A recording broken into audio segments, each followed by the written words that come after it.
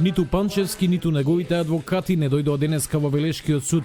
Таму требаше да почне судењето против поранешниот председател на Скопска единица. Немал уредна покана, иако на 2 наврати му била испратена заедно со обвинението и доказите.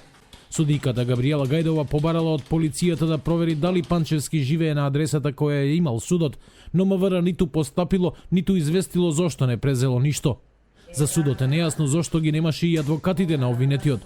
Судиката Гајдова уште еднаш побара од полицијата да провери каде Панчевски живее. За ова кривично дело, обвинетиот не мора да има бранител, па ако адвокатите не му дојдат, следното рочиште нема да се одложи, рече судиката Гајдова. Екс-председателот на Скопска единица вели дека за судењето разбрал од медиумите. Нека си ја проверат доставата.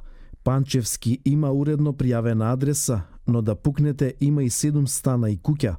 Панчевски нема добиено ниту обвинение, ниту решение со кое е образложено зошто ќе му се суди токму во Велес. Колку за оние што не прочитали и не го знаат законот за кривична постапка, покана се праќа на домашна пријавена адреса, прва покана не се праќа со полиција. Ако ме бара, тука сум, дома одмарам, ќе ги почекам, нека дојдат, нека ми врачат уредно покана. Сепак, иако тврди дека не добил покана, тој поднел приговор до Велешкиот суд. На Владимир Панчевски не му се допаѓал ниту Велешкиот суд, па пред 4 дена поднел барање за негово изземање, но експресно уште истиот ден неговото барање е одбиено. Решението со кое се одбива ова негово барање се уште не е правосилно.